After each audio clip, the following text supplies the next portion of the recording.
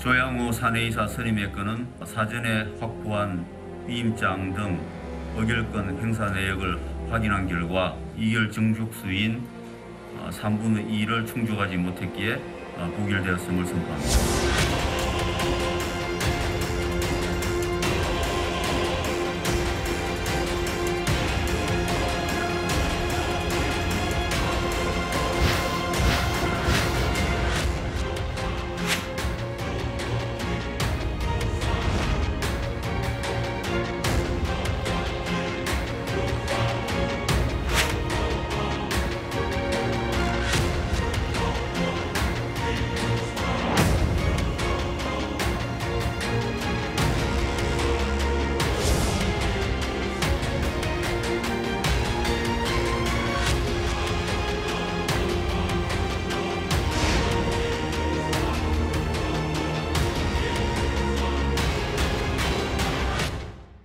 네, 어제 열린 대한항공 주주총회에서 조양호 회장의 사내이사 연임안이 부결되면서 20년 만에 대표이사직에서 물러났습니다.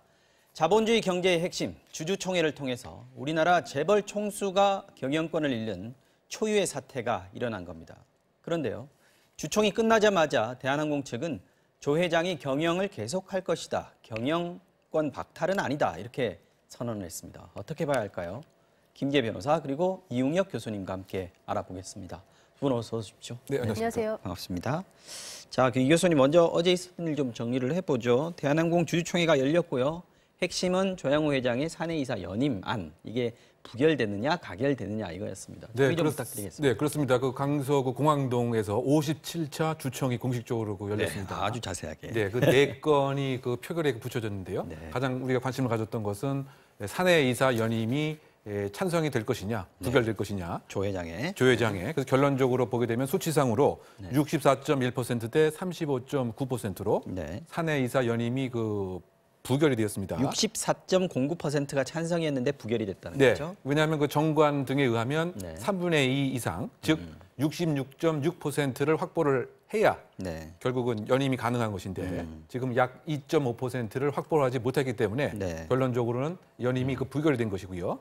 이것에 관련돼서 우리 사주를 갖고 있는 대한항공 직원들을 이 직전에 많이 그 확보하기 위해서 그런 지금 예를 들면 뭐 협박 또는 회유, 뭐 이런 얘기가 회유, 있었죠. 종용 등등을 최선을 다 했습니다만 결론적으로 그 보게 되면 결국은 이제 66.6% 이상의 확보는 실패돼서 결국 그 처음으로 20년 만에 조양호 회장이 결국은 경영권을 공식적으로 박탈당하는 일이 어제 발생했던 것이죠. 예를 썼는데 3분의 1을 못 채웠다 이런 거죠.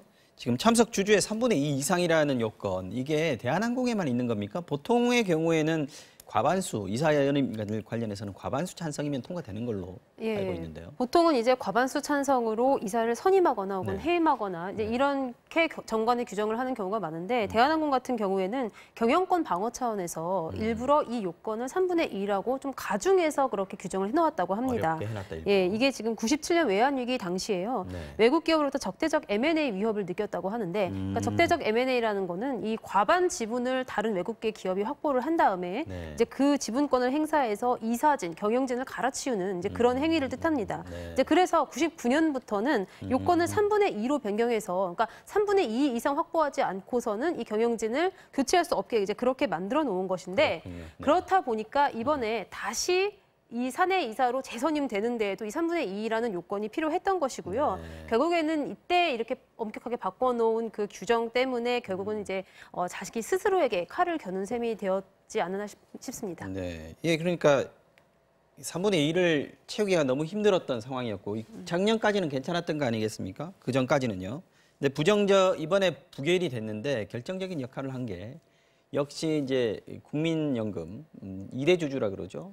국민연금의 영향이 컸다 이렇게 봐야죠. 그렇죠. 가장 결정적인 뭐 역할을 했다고 봐야 될 것 같고요. 그 지금 국민연금에서는 그 전날 수탁자 그 책임전문위원회에서 최종적인 그 의사결정 과정이 있었던 것 같습니다. 주총에서 어떤 결정을 할 것인가를 결정하는 게 이제 수탁 책임 전문위원회, 그렇습니다. 책임전문위원회. 그래서 소위 말해서 이제 전문성을 그 담보로 한 그 같은 위원이 10명으로 구성되어 있는데 그 당일 날도 사실은 바로 결정을 못해서 처음에는 이렇게 좀 시간이 많이 걸렸다가 한 4시간 정도 지나고 나서 결국 10명 전원이 참석을 하게 됐습니다. 왜냐하면 그 2명의 그 위원 자체가 그 대한항공 주주를 갖고 있었기 때문에 무엇인가 공정성과 객관성에 조금 문제가 있지 않느냐 뭐 이런 등으로 결국 이제 그 10명이 전원이 그 참석을 해서 상당히 그 박빙의 또 결론이 났었던 것 같습니다. 쉽지 않았군요. 쉽지 않았습니다. 이 역시 이제 6대 4로 결국 연임의 그 반대 의사를 표현하는 것이 맞다. 이런 그 결론을 내렸던 것인데요. 이것이 소위 말해서 이제 그 처음으로 스튜어드십 코드를 이제 발동을 한 이런 그 셈입니다. 결국은 이제 국민연금이 이제 우리 그 국민들의 노후에 관한 이런 자금 수익을 담보를 하고 있지만 또 어쨌든 뭐 주주권을 분명히 갖고 있기 때문에 이를테면 주주권의 가치를 훼손시키고 또 기업 이익의 공정하고 객관적인 가치가 많이 손상이 된 것이 바로 그 조 회장 때문이다라고 하는 논거를 대서 결국은 6대 4로 27일 전날 이미 결정을 했던 것이고 이것이 하나의 그 동인이 돼서 사실은 그 소액 주주자들도 많이 집결을 했던 것 같고요.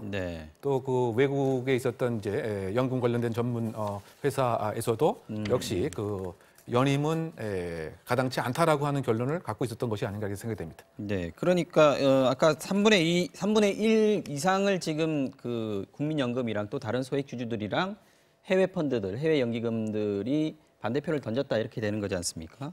그러면 스튜어드십 코드가 발동됐다라고 하는데 우리가 뭐 스튜어드십 코드 저희가 계속 많이 얘기는 들었습니다만 정확한 의미가 뭡니까? 결국 이제 스튜어드십 이 뜻은 집사라고 하는 그 뜻이죠. 스튜어드. 예. 그러니까 일정한 전문 기관이 대신해서 위임을 받아서 일정한 역할을 해준다고 하는 국민의 집사 노릇을 한다 이런 거군요. 그렇죠. 그러니까. 근데 다만 이제 뭐 논란이 혹시 될 수 있는 것은 이른바 정말 관치 행정의 집사가 아니고 이를테면 스튜디오십, 즉 경영의 이윤 극대화를 위한 집사가 되어야 되는 것인데 혹시 왜냐하면 독립성이 훼손될 우려가 있지 않겠느냐. 왜냐하면 어쨌든 소속 자체는 이제 그 보건복지부 그 소속이고 이 위원회의 그 위원장도 보건복지부 그 장관이기 때문에 혹시 정부가 예를 들면 기업의 그 손을 보려고 하는 이와 같은 의도와 정치적 이념이 있으면은 중립성이 좀 해줄 수가 있기 때문에 사적 그 자치 질서에 조금 문제가 있지 않느냐라고 하는 반론도 경총 등에서 지금 제기하고 있는 상황입니다. 그래서 얘기가 나온 것 같아요. 어저께 그 일이 있고 나서 바로 정경련하고 경총에서 입장문을 발표를 했는데 연금 사회주의가 우려된다 이런 얘기를 했습니다. 연금 사회주의라는 게 뭔지 또 이게 맞는 말입니까? 그래서 연금 사회주의라는 용어를 좀 잘못 사용하고 있는 것이 아닌가 싶은데요. 그러니까 사회주의라는 단어가 들어가 있기 때문에 약간 좀 색안경을 끼고 부정적인 단어인 것처럼 그렇게 취급하지만 사실 이 연금 사회주의는 피터 드러커가 1976년도에 되게 유명한 기고문에서 처음 사용한 그런 단어이고요.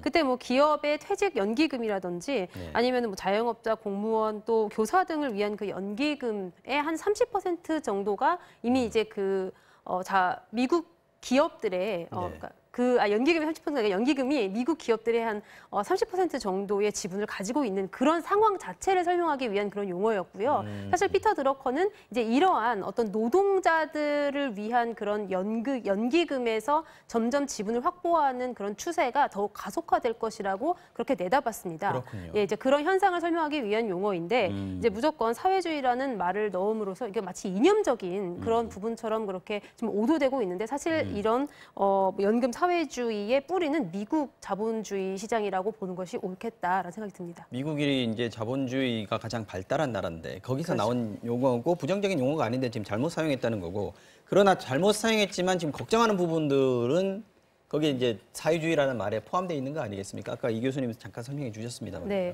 그래서 이제 보건복지부 장관이 위원장으로 있는 이 기금운용위원회 이제 여기에다가 최고 의사결정기구죠. 그렇죠. 국민연금에서는. 그쪽에다 이제 운용에 대한 어떤 의사결정을 그대로 맡기는 것이 과연 타당한가라는 그런 문제는 있어요. 사실 모양새는 그렇게 좋지 않은 그런 상황인데요.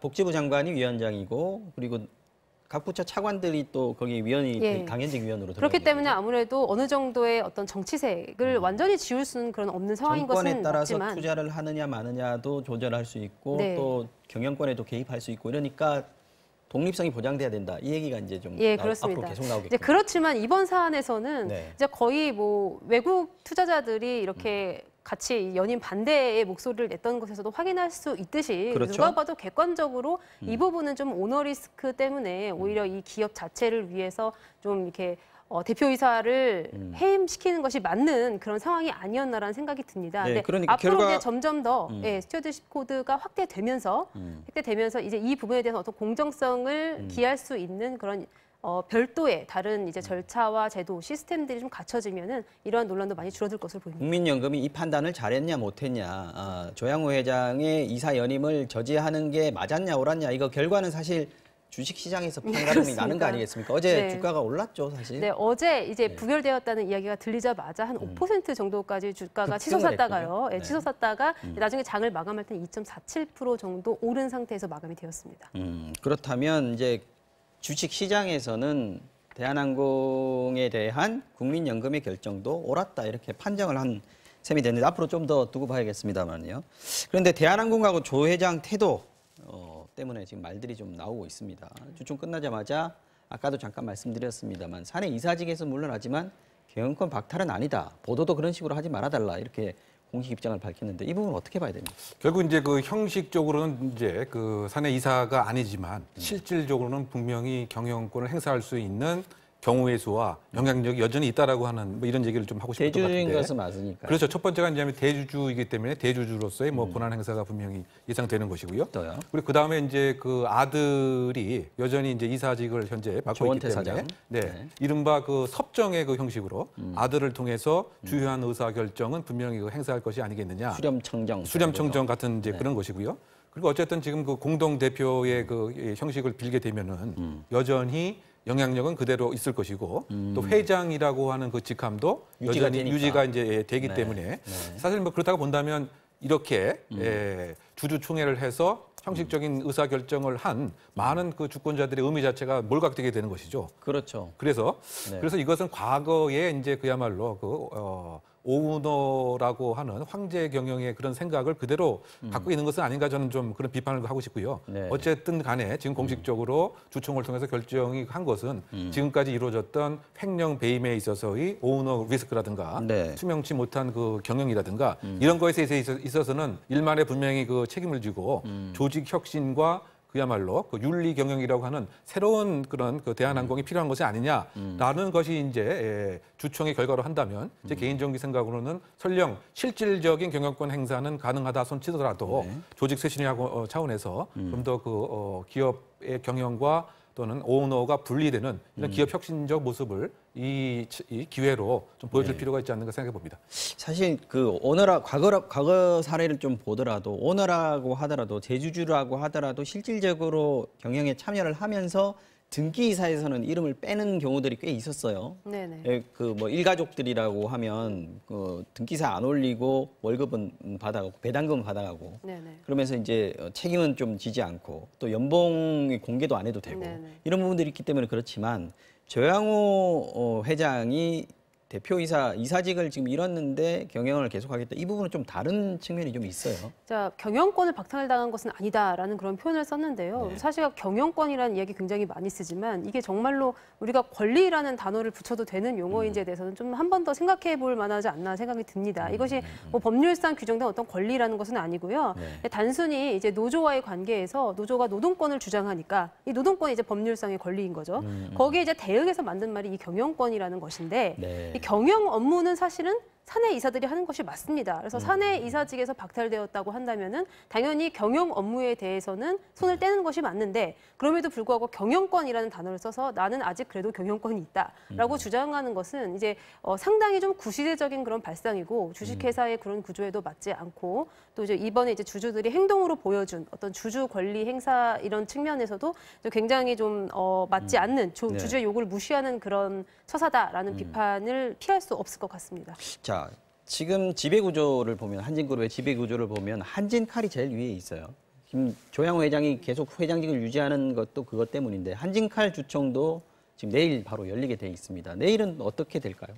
그러니까 지금 그 석태수 그 사장에 대해서 회사의 신임 가치를 상당히 그 하락시켰다라고 하는 이유로 그 2대 그 주주인 그 사모펀드가 소위 말해서 어제 있었던 것과 같은 퇴임안에 관한 이야기를 하지 않을까 생각이 됩니다만 네. 그런데 여러 가지 안건은 올라올 텐데. 안건이 올라올 것 같은데 네. 그 지분 이제 구조 등으로 봐서는 승리할 확률은 상당히 적지 않은가 이렇게 보이고요.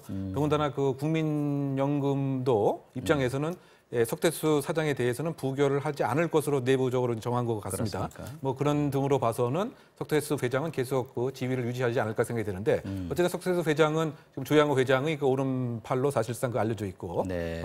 대한항공에 그 80년대에 입사를 해서 여러 그 부서를 그 거치면서 사실은 브레인과 행동적인 역할을 하는 이런 오른팔로 그 알려져 있기 때문에 네. 어쨌든 지금 가장 중요한 것은 기업의 그 이윤에 대한 그 추구에 있어서 예를 들면 이제 그 국민연금 같은 경우에 어느 정도의 역할을 행사하는 것이 바람직하느냐 이 부분에 있어서 사실은 기업의 대한항공 같은 경우는 분명히 이제 297억의 배임 횡령에 대한 지금 재판이 그 진행 중이고 걸려 있죠, 지금. 이로 인해서 기업 가치가 분명히 뭐 추락한 이런 것은 분명한 반면 또 정서적인 것도 사실 많이 작동했다고 보입니다.